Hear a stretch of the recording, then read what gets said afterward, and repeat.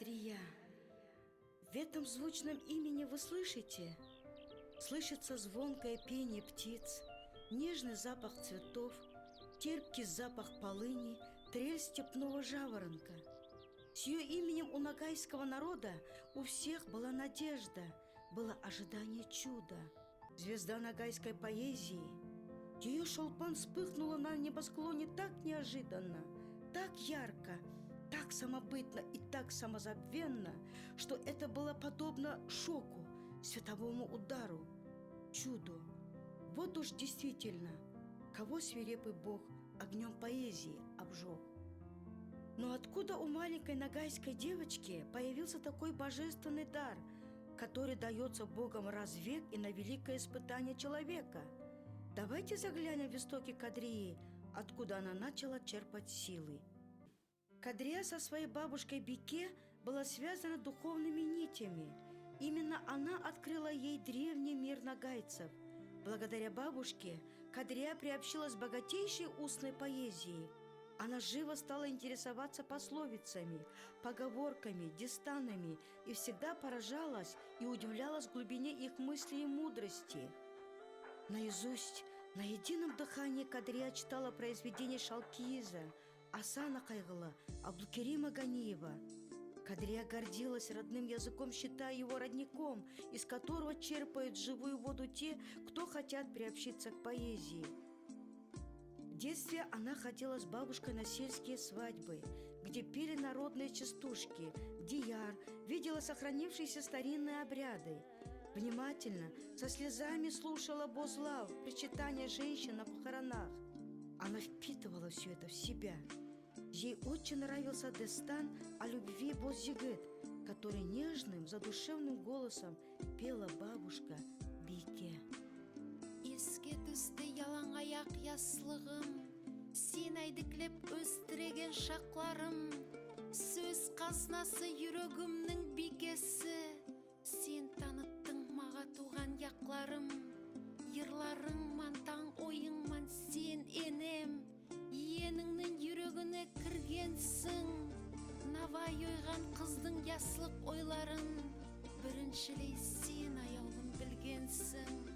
Асыл болдым енем маға қарашы, өз ерларым көп кісіді қуанта.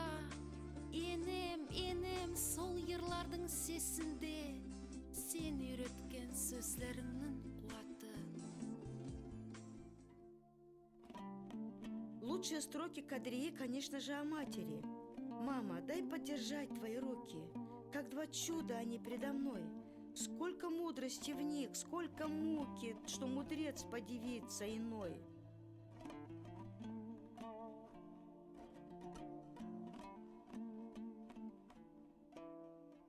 Шөлім менім сені еске мен алсам, юсан өскен түзліклермен яйрайсың. Ялаң аяқ кішке қыздың ызларың сен төсіңде дайым аяп сақлайсың. Тап анадай есі дерді балада, сөйтіп мені ісі көріп сүйесің.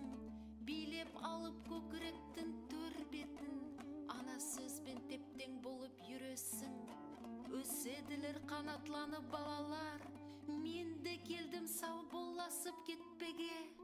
Құм тастардың шетін өпіп шөллігім, кетемен мен халыққа құллық етпеге.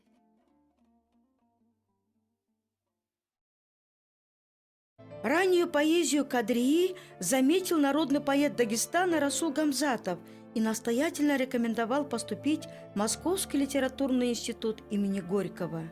В 1969 году Кадрия, будучи студенткой 3-го курса Дагестанского государственного педагогического института имени Гамзата Цадасы, едет в Москву и поступает в Московский литературный институт. Здесь помогают формированию мирозрения, пишет Расул Гамзатов, способствует углублению литературного вкуса, расширению кругозора. Человек, который стремится к совершенствованию, может здесь обрести многое. Кадрия обрела голос. Голос ее окреп, стихи стали глубже по мыслям и чувствам. Доверчиво, совсем по-человечьи, ты спишь, Москва, упав в колени мне. Пусть мое сердце легче бьется легче, чтоб ты не пробудилась в тишине. И вот во сне к тебе приходят дети. Москва, Москва, аулу Терекли. Наверно, тоже снюсь я на рассвете, как снятся дети, что давно ушли. Учеба на семинаре Сергея Смирнова, знакомство с поэтами-переводчиками Яковом Козловским, Наумом Гребневым, Татьяной Кузовлевой, Риммой Казаковой, Татьяной Бек, публикации на страницах еженедельника «Литературная Россия», в журналах «Аврора» и «Юность» – все это оттачивает поэзию Кадрии. Вольная дочь ногайских степей высоко поднимается в горы поэзии. Ее не пугают трудности подъема, и перед нами открывается мир поэзии Кадрии, который в трудные минуты заставит человека улыбнуться, а в самые счастливые – задуматься.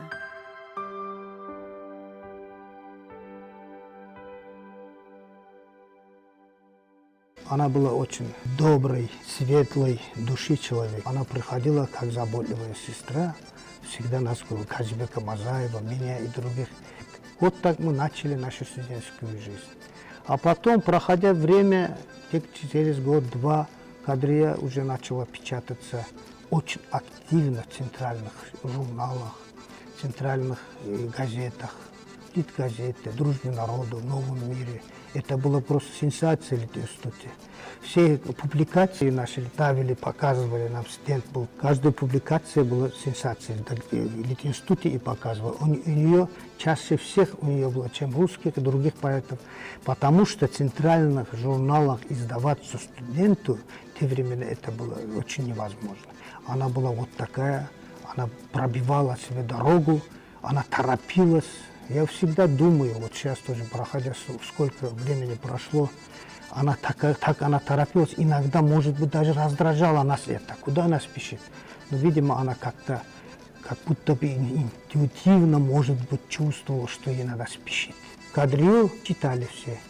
Мы читали, ей народы читали. Весь Советский Союз почти знали ее, когда она уже завершила учебу, пришла здесь. Она была популярный, известный человек.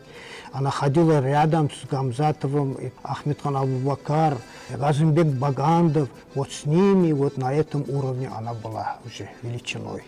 Когда говоришь Кадрия, вдруг появляется ее улыбка перед тобой, как ангел улыбка.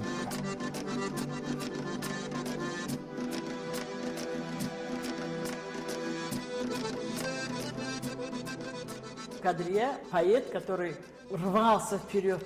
Она опережала время свое. Вот. А потом первая приобрела чувство освобожденности. У нас бывали долгие вечера, что мы Атау, Казбек, Мазаев, Кадрия вместе могли сидеть и говорить. Она говорила, что горы начинаются с равнины.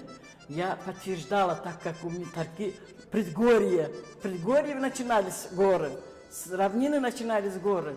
Но вот это отстаивание себя как поэта, как вот никем не сказанного слова, которое она находила, хотела это сказать и находила это слово.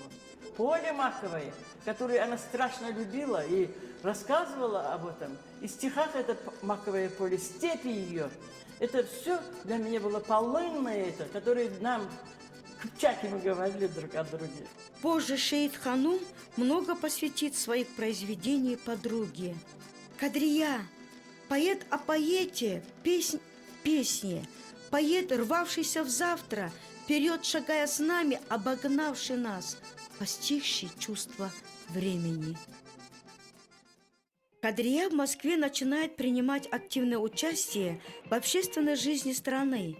Она делегат 17-го съезда ВЛКСМ, участник Всесоюзного совещания молодых писателей, где народный поэт Кабардино-Балкарии, председатель литературного фонда СССР Алим Кишоков вручает Кадрии только что вышедшую в издательстве «Молодая гвардия» сборник стихов. Кто сказал, что с вершин начинаются горы? Кто сказал, что с вершин? Да и кто он таков? Ах, друзья мои, вспомнить сегодня нам впору неизменную истину долгих веков. Грудь земли покрывают обвалов останки, островерхие круче стаи камней. Мать равнин как глыбина ханской осанки, так и крохи их спят и трясутся над ней. Вот в главном журнале страны «Огонек» выходит фотография золотой молодежи Советского Союза того времени, где запечатлена и наша Кадрия. Там же и ее интервью. Далеко от моего родного дагестанского аула Тереклимектеп до Москвы, где я только что закончила литературный институт. Мой диплом – книга стихов «Спасенные звезды». Чего я достигла в свои 25 лет? На ногайском языке вышли 3 моих поэтических сборника. Готовится к печати в издательстве «Молодая гвардия» сборник на русском языке. Недавно меня приняли в члены Союза писателей. Мне очень повезло с переводчиками. Одна из них – Татьяна Кузовлева. В жизни бывает так, что даже короткие встречи и нечастые, редкие встречи остаются в памяти гораздо резче и яснее и дольше, чем, может быть, многолетние какие-то приятельские отношения. Так получилось у меня и с Кадрией. В основном, когда готовились выходить ее книги, и 2 из них, ее прижизненных книги, мне повезло, я их переводила. Я, когда посмотрела ее подстрочники, которые мне показали в издательстве «Молодая гвардия», где выходила вот ее первая книжка с Кадрия, с ее портретиком на обратной стороне обложки. Я прочитала ее подстрочники, они меня поразили очень живой интонацией. Живой, открытый, и чувствовался в этих, даже сквозь подстрочников, знаете, говорят, подстрочник как поцелуй через стекло. Но в подстрочниках, стихах Кадрии было столько жизни. Чем она меня еще покорила? Тем, что она открыта была совершенно и шла навстречу к людям с радостью, с открытой душой. И ее улыбчивость, ее книжки, которые вышли с ее портретами, они не отражают ее сути. Она была гораздо живее, ярче, жизнелюбивее, чем запечатленная на снимках. Но это так часто бывает.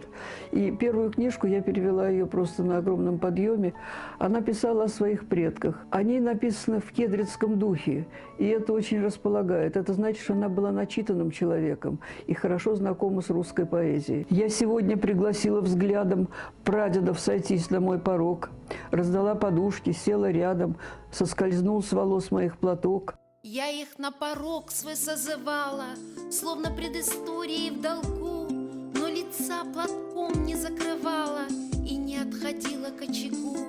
Я запела под дамбру, но пенье разлилось сердец не растопя. Старики смотрели с удивлением, бороды седые теребя. Умела дружить с теми выдающимися классиками нашими, да. Кайсен Кулиев, Расул Гамзатов всегда поддерживал, отбирал литературу, следил. Амар Гаджиш Атаманов, аварской поэзии замечательный. Кадренок мой, Кадренок говорил вообще о людей, которые она не знала и к ней хорошо не относились. И Михаил Кузьмич Луконин, замечательный поэт. И Егор Исаев, и Рима Хазакова, и другие. Она же она не только принимала участие, она представляла Дагестан на крупнейших таких фестивалях, да, скажем, там Пушкинские дни Болдина или Пушкинские дни Михайловского. Это не просто так приехала, там стихи почитала среди этого. Да, то время, это было время поэзии. И вот такое время прийти и заявить о себе, понимаете, так громко и так все услышали, другому ни одному поэту это не удалось. Творческое общение со студентами из разных республик Советского Союза, обнаруженные Кадрией в библиотеке имени Ленина экземпляры книг ногайских просветителей начала XX века Аблухамитова Джанибекова, Мусы Курманалиева, Басира Абдуллина, посещение подмосковного Архангельского, музея-усадьбы потомков ногайского Мурзы Юсупа стали поводом для углубленного изучения духовной культуры ногайцев.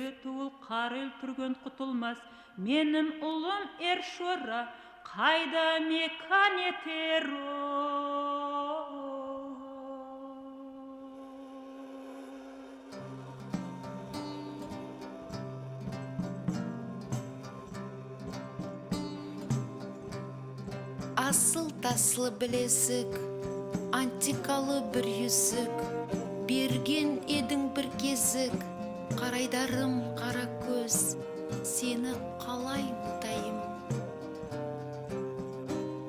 Айтыклердің янынан, ақ сүйеклер тамынан, асыл юртлар яғынан, айырып салдың көзіңді, сені қалай ұмытайым.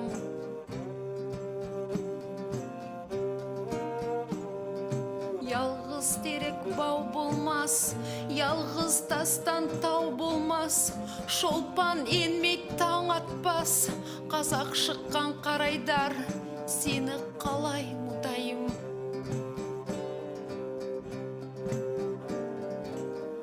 Суып кетті қойыным, арсыз атам ойланып, вәде салар тойыма, мұңға көмген құдайсыз, сені қалай ұмытайым.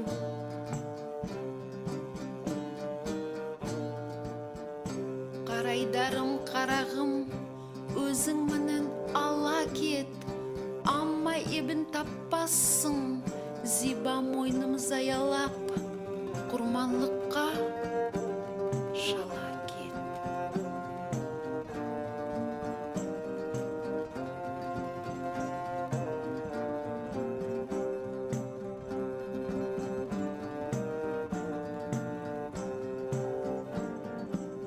Асыл таслы білезік.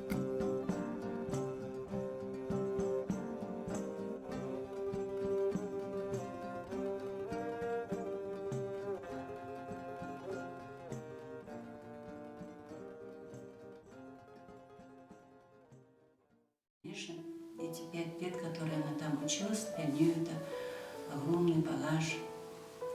Она близко познакомилась с такими поэтами, как Роберт Рождественский, Евгений Евтушенко, Вознесенский, Белла Ахмадуллина. Даже с Твардовским она говорила, я знакома. Еще Кадрия тесно общается с ногайскими поэтами Исой Капаевым, Кельдахан Кумратовой и в будущем кандидатом филологических наук Шагидат Курмангуловой. Ну, с Кадрией я знаком с 1970 года. Я учился в строительном институте, решил поступить в литературный, приехал в Москву, в общежитие литературного института. Там из ногайцев учился Мурат Калмыкаев, Кадрия. И она сказала, давай я тебе помогу. И на самом деле помогала. Творческий конкурс проходить там очень сложно. Нужно было ехать на экзамены. И я приехал, там ее вторично увидел. И после этого завязалась долгая дружба у нас. Она была очень самобытная, как и внешне самобытная, и ее поведение, разговор. Для меня лично было это все в диковинку, и я, конечно, с такой любовью всегда наблюдал за ней. У нее хорошая память была, она читала наизусть и читала прекрасно.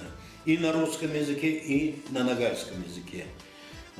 Мы создали семью с Кельдахан Кумратовой, и от нее я узнал, что они дружат. Она рассказывала о том, как она приезжала. Мой отец Суин Капаев сопровождал их на встречу в Иконхалк. Там такая памятная встреча прошла, что люди до сих пор помнят об этом. После окончания литературного института было время взлета. А она жила не сегодняшней жизнью, не сегодняшним днем. Она все время как вот потусторонняя. До того она вот вжилась в свою поэзию, в свои стихи. Вот это чувствовалось. Вот она вызывала симпатию. Влюблялись люди многие. Она симпатичная была. Вот. И одновременно она была недоступна, потому что ее стихи были высокие. У нее был высокий полет. Когда она читала, виден был этот высокий полет. Она не полностью освещена и в литературе, и не освещена, не собрано все ее наследие Кадрии. Мы перед ней в долгу. Мы должны все это собрать и все это сделать, чтобы она почувствовала на том свете, что ее не забыли. Кадрия – одна из тех избранных, кому посчастливилось заглянуть в бездонный святой колодец поэзии. Она заглянула в него и, как говорила поэт Ольга Бергольц, увидела там дневные звезды, тайное таинство природы. Поэзия Кадрии – свидетельство того, что свет дневных звезд она сумела донести до нас, своих благодарных читателей. В стихах Кадрии пространство и время не только смещаются по Пастернаку, они у нее сливаются в ее мыслях о вечном. Восприятие мира у Кадрии очень чуткое, очень четкое, наглядное. Оно не меняется у нее в главном, от стиха к стиху, от одного года жизни к другому. Кадрия, закончив литературный институт, в 1974 году вернулась в Дагестан. В Махачкале она стала публиковаться в журнале «Советский Дагестан», где увидели свет ее проза. Кадрия написала рассказы, наполненные глубокой философией: «Одно мгновение любви», «Прости меня», «Встреча с Шарлем Бадлером», «Сказка, которая мне приснилась» и очерк о степных чабанах «Дерево надежды». Дорогой белого дня иду по родной земле и думаю, как много нужно рассказать о тебе людям, мой Нагай, и как мало сказано. И сады твои, и каналы, и отары овец, и белогрудые ласточки твои, и степные орлы, и белые сайгаки, и тихие песни в дремотной, но чуткой тишине твоих ночей. Все эти строки – величественные книги твоей жизни. Беру комок теплой земли, вдыхаю запахи свежескошенных трав, гляжу в бездонную синь твоего неба и, задыхаясь от счастья и нежности, шепчу: «Я люблю тебя, я бесконечно люблю тебя, земля моя». Там, где я родилась, солнце вечно горит в поднебесье. Я, рожденная солнцем, наследница вольной степи. Мне известно, что горы считают долину невестой и любуются ею и шепчут ей тихо: не спи. А когда я уйду, осторожно ступая по звездам, и поведаю песни и травам, и круглой луне, чабаны, опершись на ярлыки, замолкнут серьезно, чтоб прислушаться к голосу, принадлежавшему мне. Моя судьба щедра, как дождь весенний, но иногда задумываюсь я, а вдруг короткой, словно дождь весенний, окажется простая жизнь моя. Люблю ее, хотя порою трудно и неприютно в ней бывает и мне. Люблю ее ежеминутно, дотла сгораю в собственном огне. Biz Umar'ımız Mахачкалада yaşap başlayan zamanda 76 yıllardan alıp 78'ge дейін Кадрияның ызгы күніне дейін biz onunla yolluqsa tanıyıp. Неге десе, Умар onun bir көп биатлауларына yırlar yazdı. Yır yazып біткеннен соң biz onun үйіне барамыз. Кадрияның үйінде фортепиано бар еді. Біріншіле yırларын Кадрия тыңлайды. Ол былай бек тонкая такая зат деп айтатын еді. Помузицируем деп. Biz baramız soğa, Umar біріншілей yırların ол өзі тыңлайды.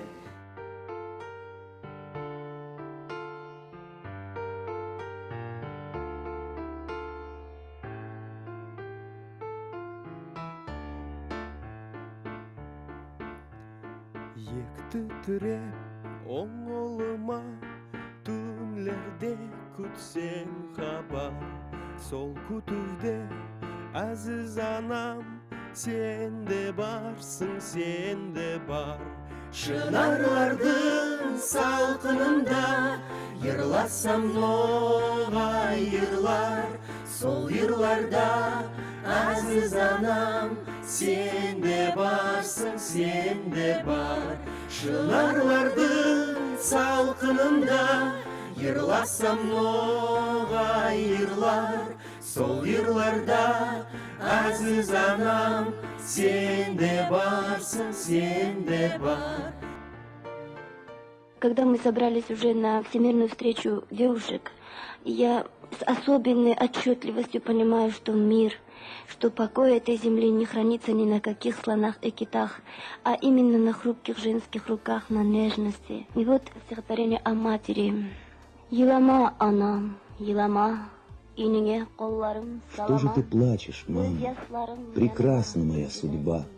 Выпала мне дорога, мужество и борьба. Утри свои слезы, мама, и дочке рукой махни. Я знаю, как плачут женщины, когда несчастны они, как плачут они, теряя детей своих и страну, как плачут они, проклиная свастик и войну, как плачут женщины Чили. Я знаю, мама, пойми, выпала дочке дорога вместе со всеми людьми. Так пусть же над той дорогой, которая выпала ей, светит большое солнце, солнце улыбки твоей. Покоится мир планеты на хрупких женских руках. Так сказала Кадрия Тамирбулатова, дагестанская поэтесса, участница Всемирной встречи девушек, проходившей в Москве в октябре 1975 года.